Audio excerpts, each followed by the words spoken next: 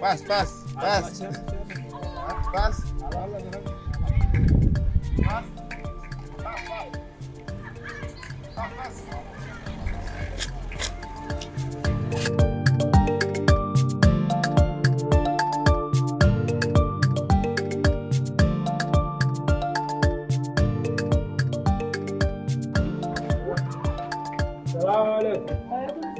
Jaram. Jantung.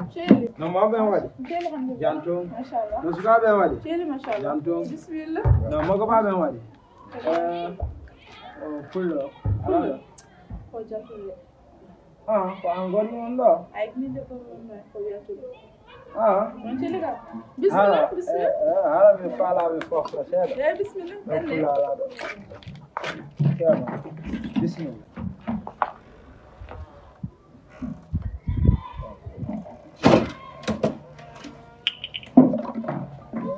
Ciao.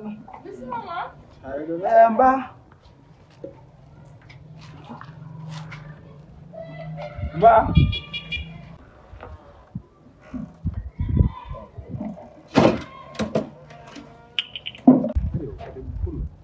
Ala, kalau dulu poco del filo.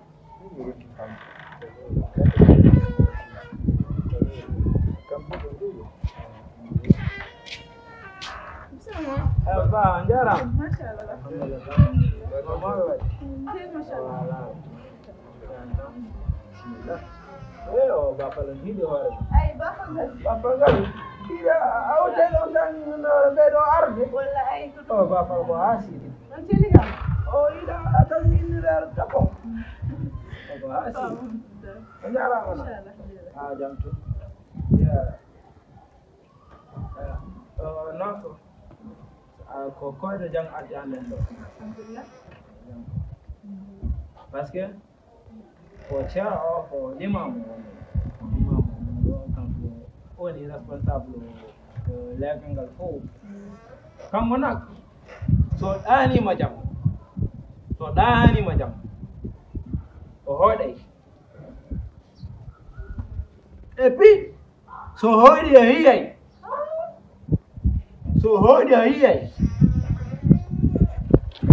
no hoyɗinam nder jamma o yi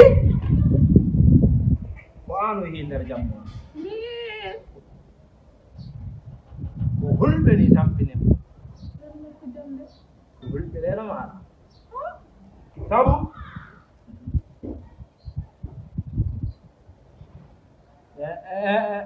mi ara ɗon ceerno mi faala haalade do data hami ara to tampinimo ɓeyɗo wonde puissance on wara ko ɗon neni sa waɗde worɓe worɓe a wadday sabu hollo gonduɗe ma ana yitama ko visible onko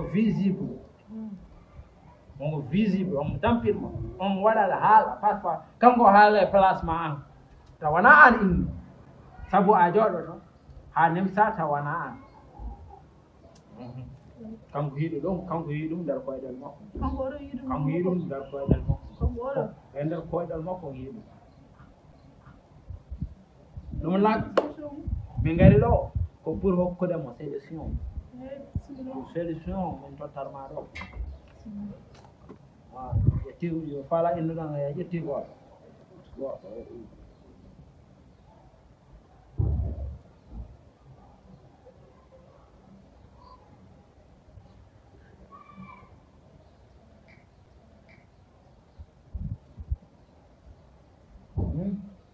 hi ceerno sa wallani o tampay sa wallani o tampay o tampi o ani ceerno o sa wallani o tampay ceerno yewi sabu ko siɗɗon ceerno neɗɗo heɓata ko ɓuri ɓandu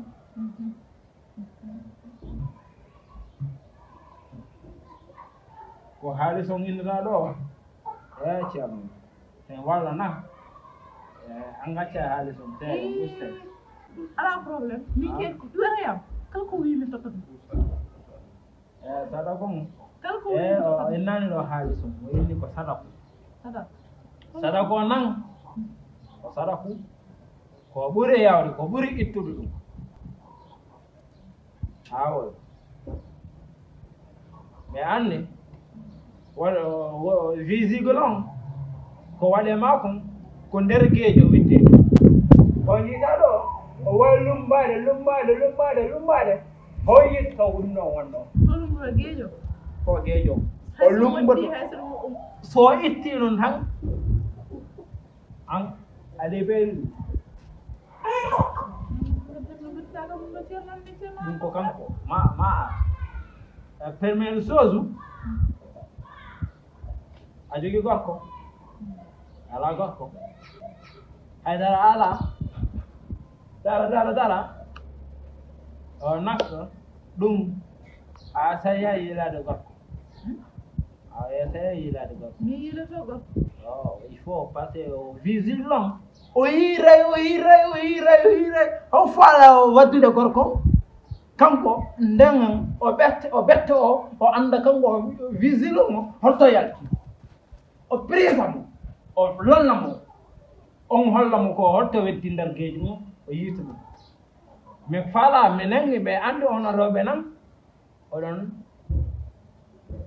heewi gacce seeɗa mbeɗa anndi gacce seeɗa on par ce que on waawa ardede gorko o inna ɗum e hiɗan e hidma jooni konko suturo ceerno hokkata e hoore mum yawa ɗum ko pour suturo ceerno nak hokkira e hoore mum so hokkira hoore mum il faut mbuuɗi hay ɗum mbuuɗi on en posé o yurmima par ce que ka siɓɗo o accinimo ɗum 25 soñi 25 ok donc on gonnay hay sinno ko des semaines par ce que o waawa ko wonde ceerno ko ɗon ɓurta heɓde ko wiyete puissance on kanko o wawi hiwde physique on o jagga ɗum sabu o hiray o tampay o ronko waade muñde deuxiéme semaine o ronko waade muñde après jagguma anndi ko lewru gorko ngannden ko lewru gorko kanko o jaɓata wondude debbo o jaɓata wondude ciwo sabu ka siɓɗo ɗum waɗi o accirma noon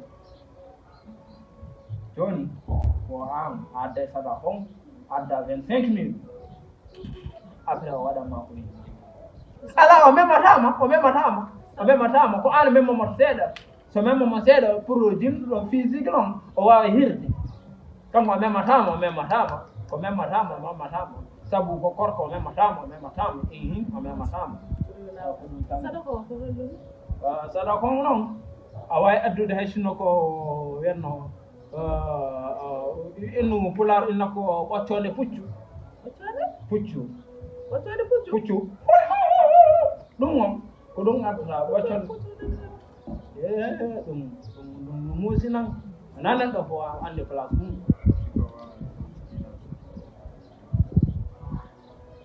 o isa ala ɗum ɗo ɓoccode puccu a ƴeway dina zéro ɓoccode dina zéro ɗum an a allay adunma welay kala ko yiɗɗa waɗat ko kan an dan haala noon e des semaine contrat on an sa faala sa barde ceerno on wawi continue ko an a cuwama rek